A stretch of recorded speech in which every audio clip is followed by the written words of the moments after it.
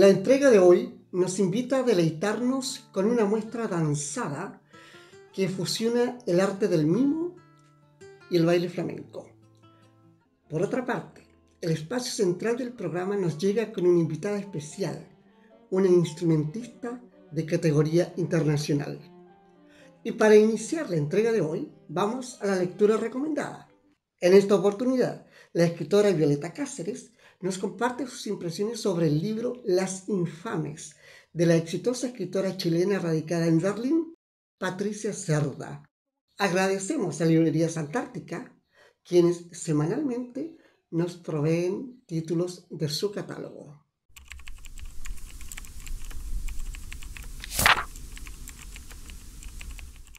En esta oportunidad vamos a hablar del último libro de la autora Patricia Cerda, Las Infames.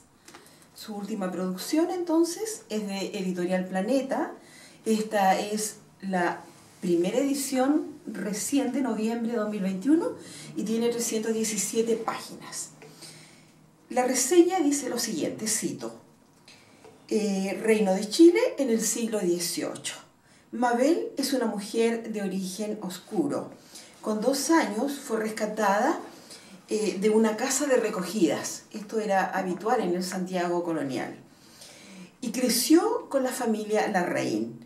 Los últimos años lo pasa en el barrio popular La Chimba, donde escribe la historia de su vida.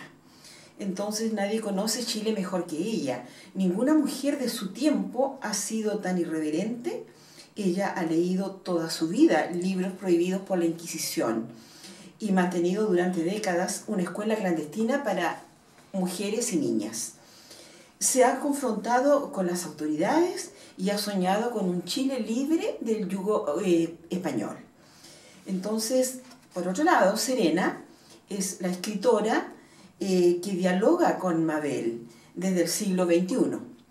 Y ha encontrado sus notas y ha viajado al pueblo de Navarra para investigar sobre el origen de las familias de poder que Mabel conoció tan de cerca y familias que 2 siglos después de la fundación de la República aún persisten en Chile.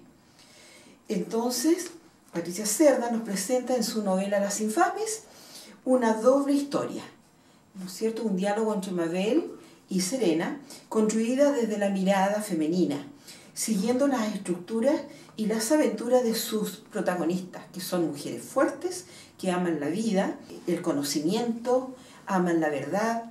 Descubrimos así una colonia íntima. La matriz que nos conforma está aquí como una maldición, una pesadilla de la que quisiéramos despertar. Cierro comillas.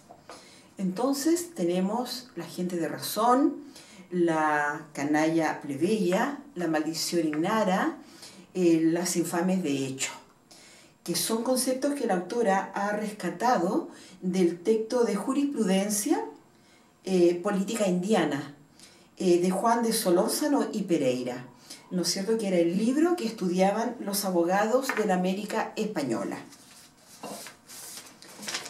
Esta novela realmente es muy necesaria. Es una novela que hacía falta, porque nos va mostrando y nos va descubriendo una colonia y muy completa, y rescatando también un lenguaje coloquial que aún perdura desde esa época, con dichos, con refranes, como por ejemplo, se acata pero no se cumple. Otro, palabra suelta, no tiene vuelta. Y así incorpora muchísimos dichos y refranes antiguos, además de décimas, de payas, de palabras que hoy día están en desuso, como petrimetre, por ejemplo. Entonces también nos ubica en un horario diferente, ¿no es cierto? Tenemos las horas mencionadas como las tercias, las vísperas, las sectas, el ángelus, los laudes, las completas. Esta novela rescata también las vicisitudes de la Inquisición en Chile y también lo ocurrido con la Compañía de Jesús, ¿no es cierto?, y su expulsión. Todo con un lenguaje ágil, dinámico, que vuela y se desliza desde la historia, haciendo de ella una saga hermosa y totalmente creíble. Entonces, Aquí también conocemos algún aspecto de la vida del corregidor Sañartu, Luis Manuel de Sañartu.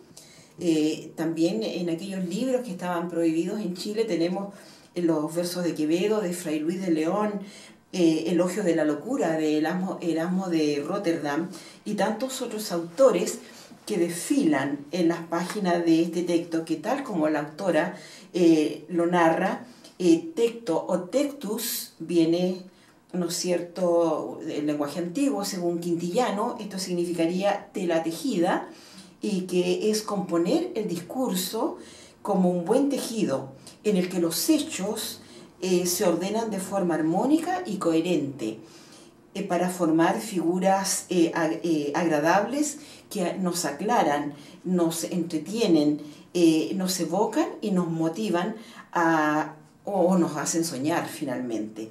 Porque lo que cuenta y permanece es lo bien dicho o escrito. Y esto es lo que ocurre precisamente con esta novela Las Infames, que, como bien dije, es un libro imprescindible porque viene a mostrarnos aquellos aspectos de la colonia que todavía perduran, aspectos de los cuales todavía estamos muy cercanos, y es una forma de descubrir nuestro pasado, descubrir Chile y conocernos más, nuestra historia y a nosotros mismos. Por lo tanto, lo recomiendo y sería un excelente regalo de Navidad este texto.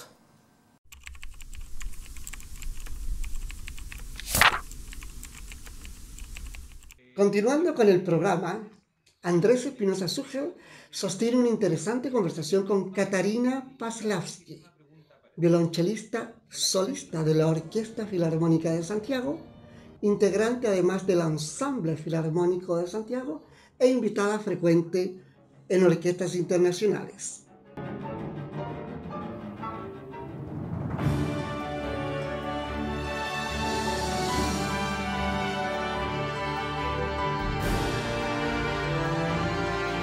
Hola, ¿qué tal? ¿Cómo está todo el público de Conversando el Arte? Hoy nos reunimos para una nueva sesión muy especial porque nos convoca la música interpretada además por una gran mujer, una mujer que es chilena por adopción, puesto que nace en Polonia y ha venido a nutrir la escena nacional con su tremendo talento. Me refiero a Katarina Paslavsky. Hola Katarina, ¿cómo estás? Bienvenida. Hola, buenas tardes. Muchísimas gracias por esta invitación. Me encanta estar ahí con ustedes. Y bueno, gracias por estas lindas palabras de la bienvenida. Bueno, tu especialidad es el cello, llegaste gracias a la música, ¿cierto? A esta posición destacada en nuestro país. Para muchos y muchas personas ligadas a la música eres un referente, una referente. Y vamos a estar conversando de eso, de tu historia, de cómo llegaste a Chile y cuál es tu visión actual de los desafíos que tiene la música interpretada por mujeres. Pero nos va a acompañar hoy nuestros dos panelistas. Hablo de Violeta Cáceres, que está por ahí acompañándonos, y también Nicolás Barría, ambos escritores, poetas y además muy interesados en el arte. Vamos a avanzar entonces en esta conversación con una primera pregunta muy sencilla. ¿Cómo es que Katarina llega a Chile? Mira, esto es una historia de toda mi vida en realidad, porque bueno, yo desde niña me interesaba muchísimo por América Norte, América Sur. Y siempre leía muchos cuentos, muchos mitos también, o sea, me fascinaba ese mundo. En particular diría yo que América Latina, América Sur, por todo el tema de Amazonas, ¿no? Es un tema fascinante para mí, siempre lo del bosque me fascinaba. Yo siempre desde niña pasaba mucho tiempo en la naturaleza, también gracias a mis abuelos, a mi padre. Entonces, bueno, como son las cosas de la vida, en algún momento tuve la oportunidad de llegar a Chile, estar aquí de vacaciones. Conocí Valparaíso, Viña del Mar, o sea, la quinta región un poco, y realmente me encantó, me fascinó, lo encontré bellísimo, me encantó la gente también, encontré todo el mundo muy así como alegre, muy amable conmigo también, y era increíble la coincidencia que justo en ese tiempo hubo un puesto vacante, un reemplazo por un año, el ayudante de solista en la Orquesta Sinfónica de Chile. Y entonces yo pensé que eso es una oportunidad única, porque justo también en esa época estuve como lista con mis estudios y estaba en el comienzo de mi carrera. Entonces pensé, ok, esto hay que aprovechar. Me organicé un cello gracias a también unos amigos. Y bueno, olvidé por un rato las vacaciones, me preparé para el concurso y lo gané. Y ahí empezó, digamos, mi historia aquí en Chile, porque después de este año, bueno, el contrato se terminó, a mí me encantó de verdad estar acá, y justo ahí hubo llamado de concursos en el Teatro Municipal de Santiago, en la Orquesta Filarmónica de Santiago, y ahí estaba vacante el puesto de solista. Entonces también pensé que en realidad la vida muestra un poco el camino, ¿no? Y también entonces concursé y gané el puesto y bueno, entonces me quedé aquí en Chile, en Santiago, tocando en la Orquesta Filarmónica de Santiago. Mira qué maravilloso. La verdad es que hay harto paño que cortar sobre el por qué te quedaste, cuáles han sido además el desarrollo que has tenido profesional en los años en Chile. Pero antes queremos mostrarle a nuestros espectadores algo de tu trabajo y para eso vamos a ver este cuarto movimiento de la sonata para piano y violonchelo de Johannes Brahms. Adelante, querida directora.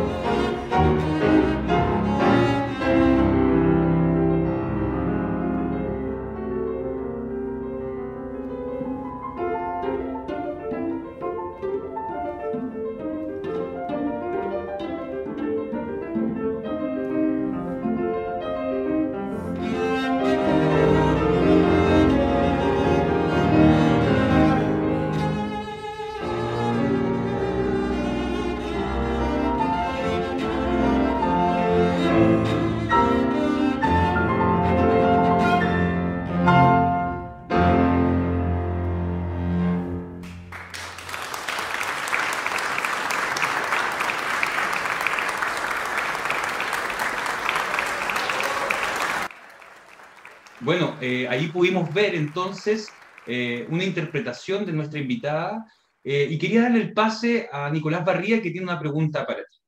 Hola Catarina, ¿cómo estás? Un gusto estar Hola, contigo. hola Nicolás, un gusto es mío. Genial. Me gustaría tomarme de un punto que tú señalaste en tu primera respuesta, que tiene que ver con tu infancia, y que se relaciona con la formación del espíritu de un artista como tú.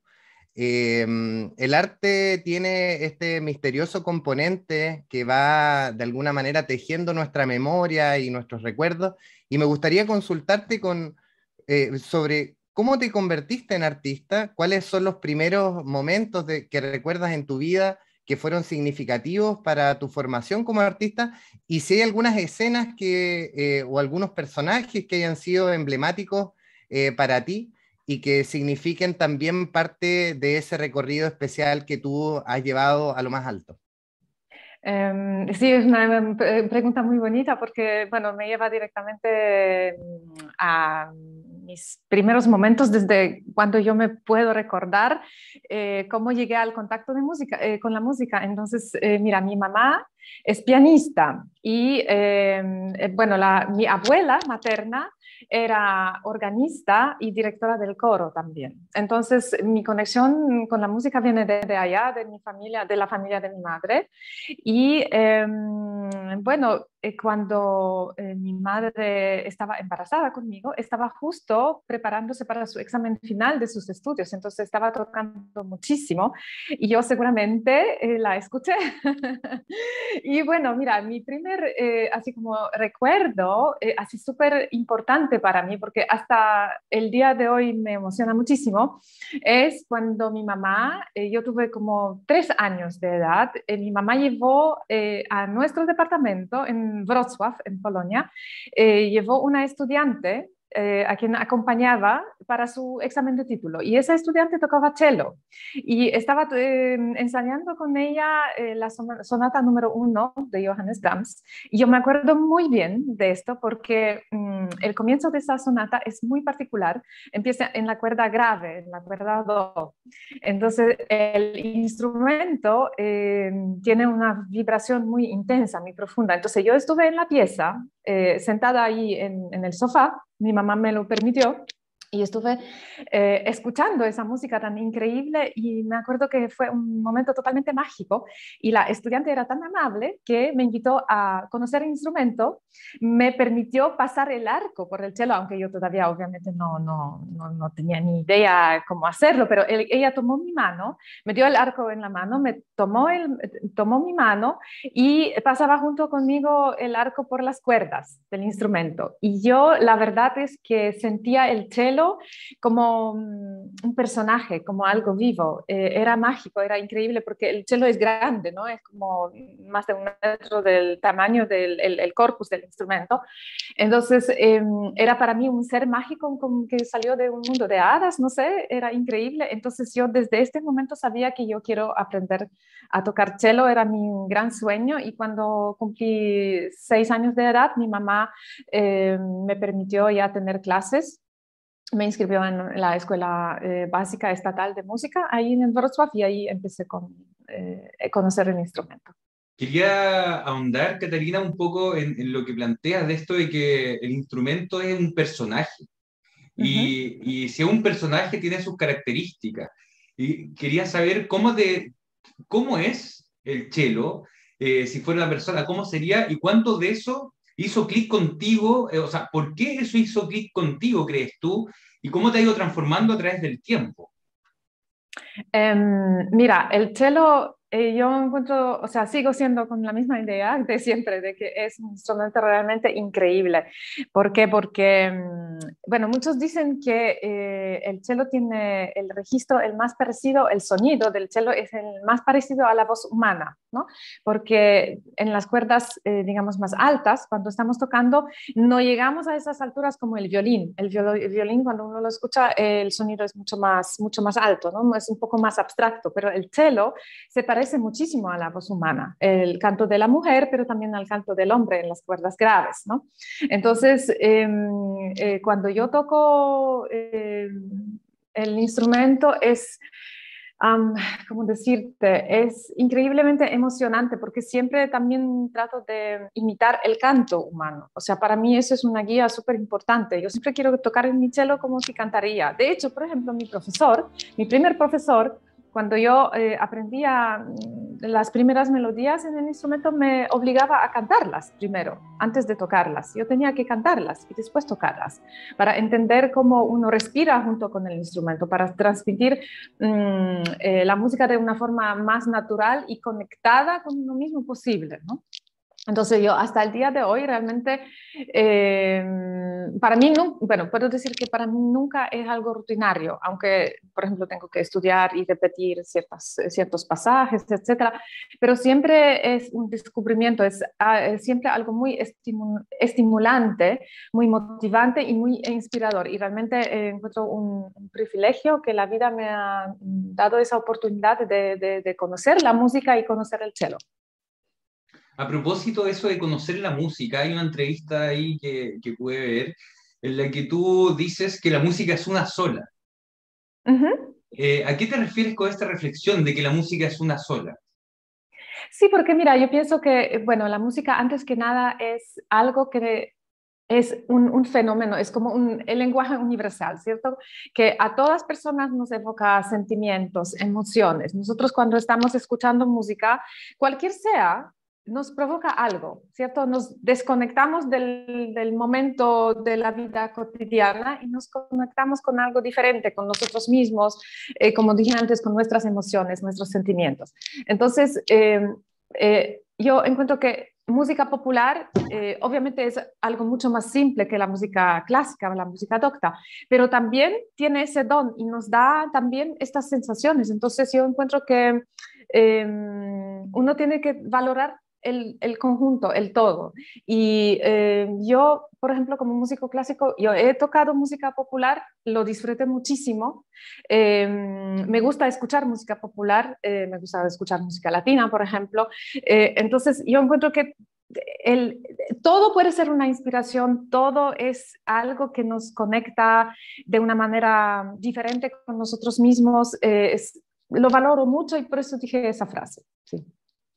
Muchas gracias por explicarla, porque justamente creo que detrás de la frase que pareciera simple, es decir, todo es una sola música, hay una sensación, un feeling tuyo con esa fluidez de las ondas sonoras que tiene que ver con que la música es el canto de un pájaro, la música también es una sonrisa, la música entonces es un lenguaje universal y creo que a eso apuntabas y gracias también por explicarlo. Quería darle el paso entonces a nuestra panelista Violeta Cáceres para que te haga una pregunta. Encantada de conocerla, Caterina.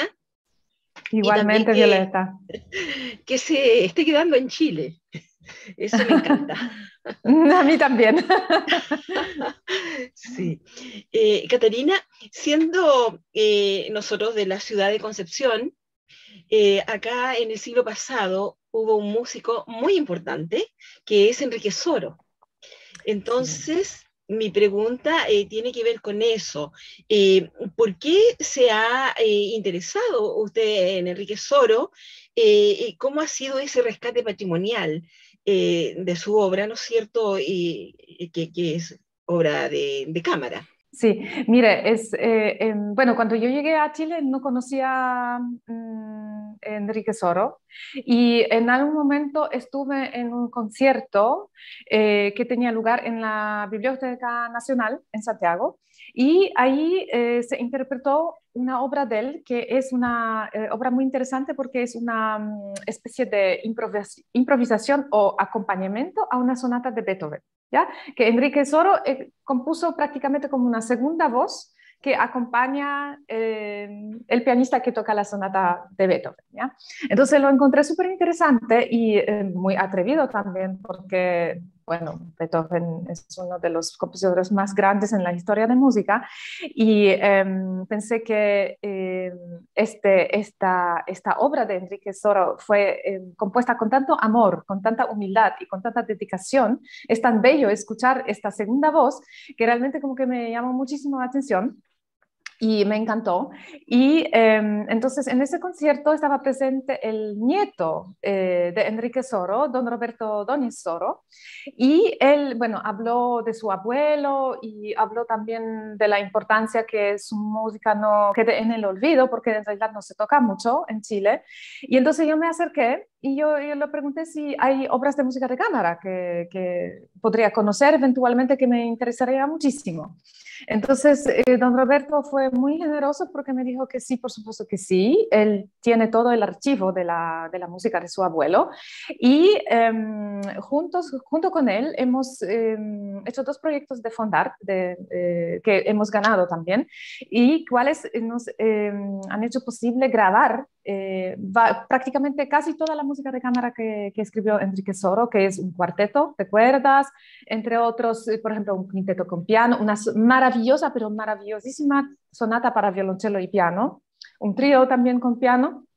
Son como varias obras, menciono estas así como en particular. Y realmente para todos nosotros los músicos que hemos participado en ese proyecto, junto con el gran pianista chileno Luis Alberto Latorre, que nos apoyó en todo esto y grabó prácticamente todas las obras con nosotros, todos estuvimos maravillados y encontramos que es realmente nuestro deber, porque bueno, la mayoría de nosotros quienes participamos en ese proyecto somos extranjeros, ¿no? Entonces estuvimos pensando también que de alguna manera es como devolver lo bueno, como nos recibió Chile, también devolverlo de alguna manera de parte de nosotros, rescatando esta música de cámara de olvido, porque realmente son obras maravillosas que merecen estar presentes todo el tiempo en los escenarios chilenos. Y también me gustaría adjuntar así como una observación que, bueno, la música de Enrique Soro es enormemente variable. Él escribió, por ejemplo, 14 obras sinfónicas y es muy curioso que él es el primer compositor latinoamericano y probablemente en los dos continentes las dos Américas que escribió una sinfonía. Imagínense, o sea, ¿no? Es increíble. Y esta sinfonía hace algunas semanas nosotros hemos tocado en el Teatro Municipal, justo porque se cumplieron 100 años de su estreno. 1921 se estrenó esta sinfonía de Enrique Soro, se llama Sinfonía Romántica, se estrenó en el Teatro Municipal y en el año pasado hemos hablado junto con don Roberto que sería maravilloso tocarla de nuevo en el Teatro Municipal con nuestra orquesta.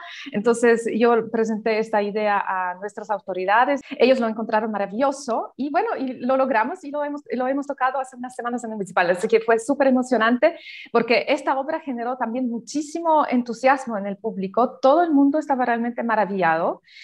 Era una obra prácticamente desconocida también para muchos, aunque hace unos años también la Orquesta Sinfónica de Chile la grabó, pero no es, digamos, de repertorio muy común en los escenarios chilenos, ¿no? Entonces, de nuevo, Enrique Soro brilló acá en Santiago, por decirlo de esta manera, y entusiasmó y realmente como que maravilló muchas personas. Así que fue genial porque la música es maravillosa, es hermosa y encuentro bellísima esa opción o esa oportunidad de que uno puede presentarla aquí de esta manera. Gracias, Caterina. Para mí es imposible agregar algo también, que acá en Concepción, hace 3 años atrás, Charles Venner también rescató la música de Enrique Soro para un ballet. ¡Ah, qué maravilloso! Sí, entonces se hizo un ballet con música de Enrique Soro. Fantástico. Así que felicitaciones por ese rescate patrimonial, porque en el fondo es eso. Muchas gracias. Sí, además, Caterina, quisiera que nos comentaras de este cuarteto Amadeus. El cuarteto Amadeus es un famosísimo cuarteto de cuerdas. Yo tuve clases con ellos. Yo tuve la gran suerte de tener clases magistrales con ellos en la Escuela Superior de Música en Colonia, en Alemania. Ya. Y es un cuarteto legendario. Bueno, ya no hay ensambles así. Realmente fueron unos músicos maravillosos, personas maravillosas. Cada uno era increíble, muy diferente todos, y ellos marcaron muchísimo mi desarrollo como músico porque realmente aprendí como decir, cosas no solamente técnicas, cómo uno tiene que abordar las obras de música de cámara o en general su instrumento, sino también humanas, como la humildad también hacia cuando uno estudia una obra, ¿no? La dedicación, la atención, cómo uno también tiene que respetar otros músicos con quienes está compartiendo, porque música de cámara son grupos más pequeños, digamos, desde 2 personas hasta 8, por ejemplo, ¿no? Entonces, el cuarteto de cuerdas es algo también muy especial porque tenemos 2 violines, una viola y el violonchelo, ¿cierto? Entonces, se dice que es como la combinación perfecta para, bueno, para interpretar obras musicales porque están cubiertos todos los registros, ¿no? En la cuerda. Entonces, es algo muy, ¿cómo decirlo?, muy completo, pero también a la vez muy desafiante, porque hay mucho trabajo muy fino de cómo unir el sonido de los instrumentos, cómo tocar bien juntos, la conexión entre nosotros músicos como seres humanos, también todo esto es sumamente importante. Entonces, del cuarteto Amadeus puedo decir que aprendí eso también. Es no solamente lo técnico, sino también al nivel humano. Gracias. Has tenido una carrera que se ha desarrollado no solo en Chile, también has tenido premios incluso internacionales en distintos países, y me gustaría que nos pudieras compartir cuál de estas interpretaciones, cuál experiencia internacional ha sido la que más te ha marcado y por qué. Mira, para mí quizás el premio que más me impresionó, bueno, o más me importó también era cuando yo tenía ya casi terminados mis estudios en el año 98, y eso fue un premio del concurso en Pörcha, que era un concurso en Austria. Eso fue muy importante para mí. Ahí gané como el 4º premio en la etapa final. Eso fue muy importante para mí, y bueno, últimamente hace 2 años, porque bueno, después como uno cuando ya es músico profesional, en realidad ya no hay concursos, no hay un cierto límite de edad y uno después ya se dedica a su carrera profesional. Y entonces, hace 2 años hubo un concurso para músicos profesionales en mención música de cámara, cuarteto en especial, y ahí hemos participado junto con mis colegas de la Orquesta Filarmónica de Santiago, que son los solistas de cuerda, el concertino Richard Biagini, el otro concertino que toca ahí Alexander Abukovich, y el solista de viola Vilius Zaikin. Y entonces nosotros hemos enviado una grabación, porque esto era digital, digamos, ya hemos enviado una grabación de nosotros, que era el 2º movimiento del cuarteto Opus 44 en mi menor de Félix Mendelssohn Bartholdy. Hemos enviado esa grabación y bueno, ganamos el primer premio, la medalla de oro, la distinción de oro en ese concurso, que fue para nosotros algo increíble, maravilloso, realmente un gran honor, porque la institución que convocó ese concurso es el mismísimo Musikverein de Viena, que es una de las instituciones más importantes en el mundo de la música clásica, ¿no? Entonces, realmente para nosotros fue un reconocimiento enorme y nos ha motivado muchísimo a seguir tocando música de cámara y desarrollarnos también como músicos. Muchas gracias por tu respuesta, Catarina. Nicolás Barría, estoy seguro que tiene algo para preguntarte. Me gustaría preguntarte por la experiencia que has tenido conociendo y trabajando con músicos y músicas chilenas. Hay ahí, me imagino, en tu trayectoria, experiencias, personajes que han sido significativos y que han sido importantes para tu trabajo y para tu educación. Como tú decías, la educación no solo técnica, sino también humana. Así que me gustaría consultarte por esas personas. Bueno, mira, en este momento de los grandes artistas chilenos con quienes yo he trabajado, se me ocurren tres personas, que es Luis Alberto Latorre, un pianista, un tremendo pianista, fantástico pianista, un gran músico y gran persona también. La pianista Edith Fischer, que es una mujer maravillosa, también gran persona, gran pianista, reconocida también igual como Luis Alberto internacionalmente, y la cantante Evelyn Ramírez, que la admiro muchísimo, una mezzosoprano chilena increíble, maravillosa, virtuosísima. Bueno, esas tres personas me han influenciado mucho en mi desarrollo como persona, como músico. Siempre es un gran honor para mí trabajar con ellos, siempre es un gran aprendizaje. Bueno, con los pianistas estamos tocando sonatas o tríos en la música de cámara, y con Evelyn Ramírez hemos hecho unos arreglos para canto, cello y piano, junto también con Luis Alberto Latorre. Los hemos grabado y esto también fue una experiencia maravillosa porque, como mencioné antes, yo siempre como que trato de imitar el canto, ¿no? Entonces, cuando uno trabaja junto con una cantante como ella y justo su registro de voz es, o sea, mezzo-soprano significa no tan alto, sino es como un registro medio, o sea, tiene una escala enorme, Evelyn, pero también tiene un registro bajo muy bello, muy cálido, muy impresionante, un color maravilloso, único, yo diría, acá en Chile. Entonces también fue un tema para mí muy fuerte, muy inspirador trabajar con ella. Como recolectando sonidos, recolectando timbres, recolectando también posibles maneras de cantar con tu instrumento. Creo que cuando planteas que todo es música, una sola música, obviamente se da pie para que puedas llevar a la música elementos que a veces se consideran ajenos a la música. Y creo que esa forma de entender tu arte, el arte musical, tiene mucho que ver con esta herencia familiar femenina que tú has recibido desde la infancia. Nos comentabas que tu abuela estaba ligada a la música, tu madre estaba ligada a la música, entonces quería preguntarte justamente por eso, ¿cómo consideras tú que se da la relación, en tu caso, de feminidad y música, y cómo has visto esa realidad en Chile? Mira, si hablamos de mi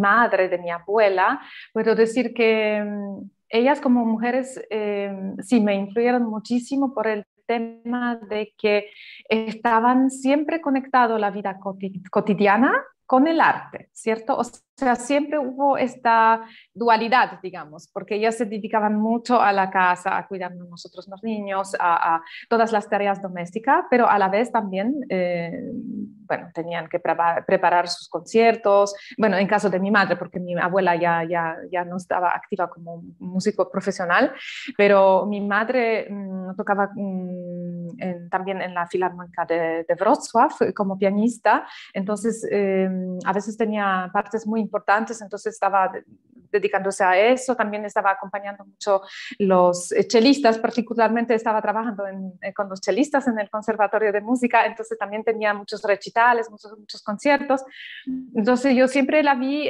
claro, era la mamá, ¿no? Que te llevaba al colegio, que te compraba los pastelitos, que se ocupaba de nosotros, porque yo tengo una hermana menor, entonces estaba siempre con nosotros los fines de semana, pero por el otro lado, la mamá que nos llevaba a los conciertos, donde yo la vi tocar con la Filarmónica, ¿cierto? Entonces era como la conexión entre ese mundo mágico de la música, del teatro, de la ópera, de la filarmonía y la casa, ¿cierto? Entonces eso era muy bello. Pero también, mira, me gustaría también destacar que igual, bueno, aunque el rol de la mujer, digamos, en la familia era como particular en ese sentido.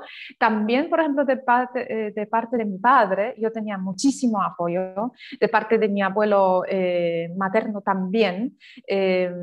Mi abuelo paterno también me admiraba muchísimo por todo lo que yo hacía, era como su nieta preferida, ¿no? Siempre como que ¿cómo se dice? Sí, orgullecía mucho. Entonces, quiero también decir que, aunque claro, el rol de la mujer era, digamos, quizás en el primer plano, pero siempre, siempre, siempre con mucho apoyo de los hombres también en la familia, sí, eso sí. Y quisiera saber a qué te referías con que es relevante hablar del rol de la mujer en la música. O sea, mira, yo diría que ya históricamente hablando, la mujer siempre ha sido muy, ¿cómo decirlo?, apartada del mundo artístico, ¿no? Como que no se veía bien que una mujer es una artista, siempre como que hubo en ese sentido una discriminación. De hecho, hace unos siglos atrás las mujeres, por ejemplo, no podían componer. Eso fue muy mal visto por la sociedad occidental. Entonces, por ejemplo, la hermana de un gran compositor, Félix Mendelssohn Bartholdy, la Fanny Mendelssohn Bartholdy era increíblemente talentosa, ha compuesto varias obras, pero no las pudo publicar bajo su propio nombre porque no era permitido. Entonces, Félix Mendelssohn le ponía su nombre a estas composiciones o ella, no sé, tenía que ocultarlo. Entonces, era una situación absolutamente dura, discriminatoria hacia las mujeres, y eso pasaba no solamente en el arte, en la música, sino también en la ciencia. O sea, las mujeres no podían estudiar, ¿cierto? Siempre se las apartaba de todo. O sea, la mujer tenía que dedicarse a criar hijos y mantener la casa, ¿cierto? Entonces era una sociedad extremadamente patriarcal donde realmente no se apreciaba el potencial de la mujer como ser humano, ¿no? Entonces, digamos, eso es como algo que siempre me llamaba atención ya desde chica y que me parecía muy injusto. Después también el tema, por ejemplo, de tocar cello por una mujer también hace un siglo atrás incluso se veía muy mal, porque como una mujer va a sentarse así con un instrumento en una forma inapropiada, digamos, ¿no? Entonces también muchos prejuicios, mucha discriminación, y recién yo diría que este siglo, o sea, siglo XX, siglo XXI, nos dio a las mujeres la posibilidad de, digamos, acabar con esta discriminación por parte, porque igual la hay parcialmente, ¿cierto? Poder realizar nuestros sueños, poder desarrollar nuestros talentos, nuestras capacidades. Ahora, yo encuentro que las mujeres ahora sí tienen la opción de tomar su vida en su propia mano y manejarlo como desean, como quieren. Tienen todas las opciones gracias a las grandes pensadoras, grandes mujeres de los siglos pasados, ¿cierto? Que nos han, digamos, facilitado ahora este camino que podemos elegir. Pero en este momento eso ya también depende de nosotras. Entonces yo no quiero aquí discriminar para nada a los hombres, porque también los hombres nos han hecho posible que podemos seguir estos caminos. Hay muchos hombres, por ejemplo, en mi vida que me han apoyado muchísimo en lo que estoy haciendo, mis profesores, por ejemplo, o también los músicos con quienes estoy tocando. O sea, hay muchos personajes realmente maravillosos que me han apoyado como mujer, que son hombres, que me han apreciado como mujer también, que como estoy haciendo mi trabajo, me han apreciado como persona y como profesional. Entonces yo diría que en este momento sí es importante seguir, digamos, construyendo este rol de la mujer empoderada, por decir algo así, en la sociedad, ¿cierto? Pero también es importante, ojo, que no discriminemos también a los hombres, porque los hombres también nos están apoyando en ese camino. Entonces yo lo valoro muchísimo y claro, es mi iniciativa, es mi elección personal, qué es lo que estoy haciendo, cómo lo estoy haciendo, cómo estoy trabajando, pero también, como digo, es como una unión entre uno y los demás que lo apoyan en ese camino. Quiero llevarte a otro tema, Catarina, porque hemos estado pasando tiempos difíciles. La pandemia fue sin duda golpeó muy fuerte a todo lo que es el ambiente artístico, no solamente en Chile, sino que en todo el mundo. Y quería saber cómo lo pasaste tú en el tiempo más estricto de pandemia y encierro obligatorio. ¿Y cómo ha sido este último año donde hemos ido saliendo paulatinamente de todas las restricciones? Ujú. Mira, cuando empezó todo esto de la pandemia, esto fue un gran choque, un golpe muy duro, porque nosotros tuvimos que, bueno, cerrar las puertas, el teatro cerró, nosotros no supimos qué va a pasar con nosotros como seres humanos y también como profesionales, ¿no?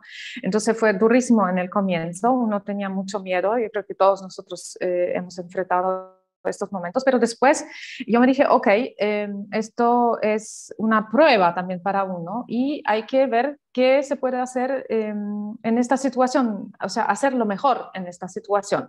Entonces, puedo decir que sí, el tema de la cuarentena, el encierre para mí fue duro, pero también pensé que eso es una oportunidad para conectarme conmigo misma, para mejorar eh, como profesional, para desarrollar otro tipo de actividades artísticas. Entonces, por ejemplo, junto con varios colegas hemos hecho varios proyectos, también junto con los bailarines del Teatro del Ballet de Santiago.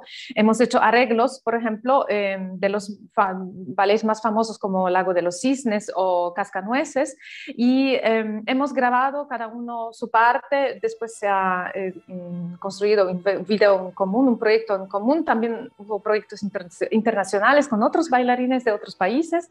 Entonces fue maravilloso porque entre todos artistas nos hemos unido y hemos dicho, no, nosotros no nos dejamos vencer por todo lo que está pasando, agarramos el destino por el cuello, como dice Beethoven, y vamos a hacer nuestro propio camino, nuestra propia lucha, no nos vamos a bajonear y hagamos lo mejor de esta situación. Y también nos dimos cuenta que realmente eso fue maravilloso, que la gente necesitaba eso. O sea, mucha gente vio estos videos. Nosotros, mira, por ejemplo, publicamos un video y a los 2 días tuvimos 20.000 personas que han visto estos videos. Y era increíble porque todo el mundo nos estaba escribiendo agradecimientos, que les encantó, que los emocionó, que estaban llorando, incluso viendo y escuchando lo que grabamos. Entonces nos dimos cuenta que en tiempos tan difíciles, en realidad la música o el arte es sumamente importante para el ser humano porque de alguna manera como que le brinda un momento de alivio y le permita desconectarse de esta cruda realidad que estuvimos viviendo particularmente en ese tiempo, no hace un año, más o menos, donde todavía no sabíamos que si hay una vacuna o no, o qué va a pasar con nosotros, con todo esto. Y entonces estos momentos de ver una grabación, escuchar esta música tan maravillosa, ver los bailarines ahí bailando incluso en su living, porque ellos estaban grabando en su living, los pas de deux que hemos grabado. Entonces la gente lo apreció muchísimo y ahí uno se da cuenta que gran importancia tiene la cultura, la música, el arte en la vida cotidiana de la gente. Yo creo que eso antes de la pandemia no estaba tan claro.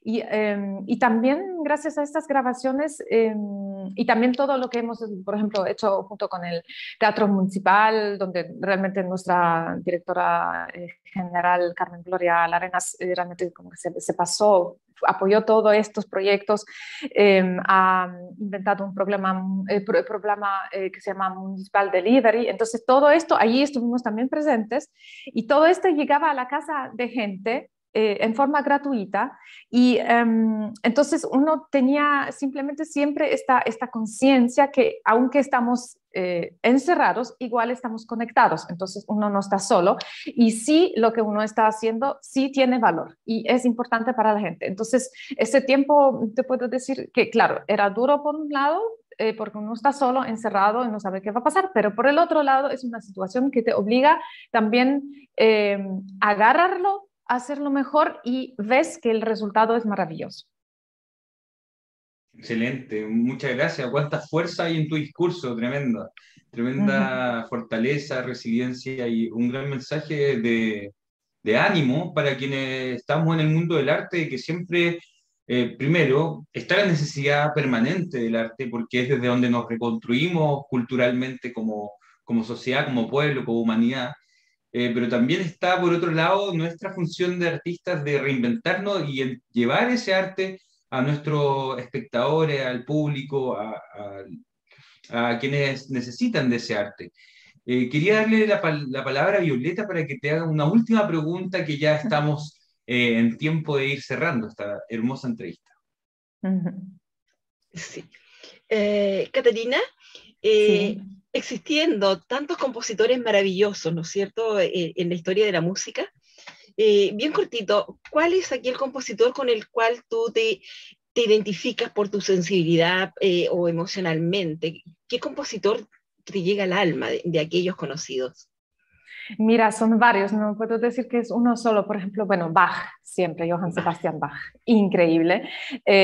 O sea, realmente es como, yo creo que mi número uno entre los que admiro tanto, pero también Beethoven, amo Brahms también para mí es increíble, Chopin y Mendelssohn, y bueno, hay otros más también, pero yo creo que en el primer lugar diría Johann Sebastian Bach. Gracias. Vamos a seguir entonces con esta ronda de preguntas express. Nicolás, ¿alguna pregunta ahí express para nuestra querida Caterina? Me gustaría preguntarte por otras actividades artísticas. ¿Cuál otra disciplina artística te llama la atención, te gusta o admiras o practicas, aparte de la música? ¿Cuál sería otra disciplina que pudieras nombrar? Mira, me encanta el baile, admiro muchísimo los bailarines. De hecho, a mí me encanta bailar también, bailo bastante bien. Me encanta el baile. Me encanta literatura, poesía, me encanta la pintura también. De hecho, yo tuve una época donde también estuve pintando, como que, bueno, no me atrevería a exponer esto, pero simplemente para mí, porque era un proceso muy bello. Eso. Muy amplio el abanico de inquietudes artísticas que tienes, que has ido desarrollando. Y eso habla también de tu formación probablemente artística desde la infancia, algo que siempre conversamos en este programa, de la formación artística como un eje central dentro de las sociedades, esperamos, modernas o posmodernas. Caterina, para cerrar, quería pedirte, por favor, si pudieras desde el fondo de tu corazón mandar un mensaje a todos quienes están y a todas quienes están desde el otro lado de la pantalla y quisieran quizás dedicarse a la música o tienen esa inquietud, ese bichito de ¿qué pasa si soy artista? Yo diría que uno en el fondo de su corazón siente una conexión muy especial con el arte que quiere en particular, bueno, sea música o baile o, bueno, no sabemos. Entonces, yo creo que uno si decide tomar este camino de ser artista, entonces tiene que entender de que uno puede llegar a desarrollarlo tal como quisiera solamente con muchísima dedicación, mucho trabajo, mucho amor por lo que está haciendo. El talento, yo diría, son 30% de todo. El talento no es lo único, porque mucha gente dice también que hay que tener talento y ya estamos listos. No, todo lo contrario. El talento es un regalo que te otorga la vida para tu camino. Y ese regalo hay que cuidar, es como un jardín, ¿no? Hay que regarlo, hay que cuidar las plantas, hay que poner mucha atención a todo lo que está pasando ahí. Entonces nosotros tenemos que estudiar, trabajar siempre, aprender algo nuevo. Uno nunca puede decir que está listo. Yo creo que esa actitud es súper importante porque eso nos deja la mente abierta, nos permite ser conectados con nosotros mismos y también yo creo que es súper importante ser honesto con uno mismo en el sentido de que lo que uno hace es ¿cómo decirlo? Es para el arte. No es el ego que debería mandar, no es la ambición, sino realmente uno debe buscar el mensaje profundo que está dentro de la música o, bueno, la área del arte, lo que uno elige, baile también, por ejemplo, para finalmente poder, con todo el conocimiento, la sabiduría, la técnica que uno tiene y el amor, poder tocar el corazón del otro. Muchas gracias, Catalina. A ver, ¿cómo podríamos cerrar esta conversación de mejor forma que no fuera escuchándote, viendo tu arte, sintiendo tu arte y cómo expresas ese canto a través de tu instrumento, el cello? Nos despedimos de ti, nuestros panelistas también, muchas gracias por acompañarnos una vez más, pero el público se va a quedar viendo esta interpretación. Es un ensamble filarmónico del ciclo de conciertos de música de cámara de los domingos musicales. Félix Mendelssohn en este trío número 1. Muchas gracias y que lo disfruten.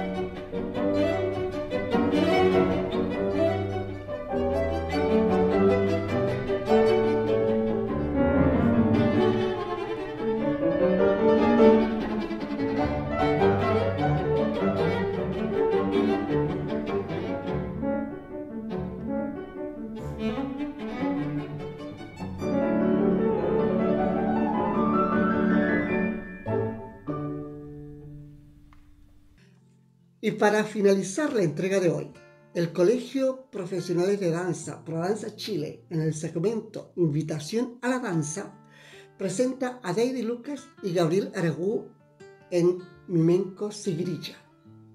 Y de esta forma hemos concluido el programa de hoy. esperando, Dios mediante, verles la semana próxima en un nuevo capítulo de Conversando el Arte.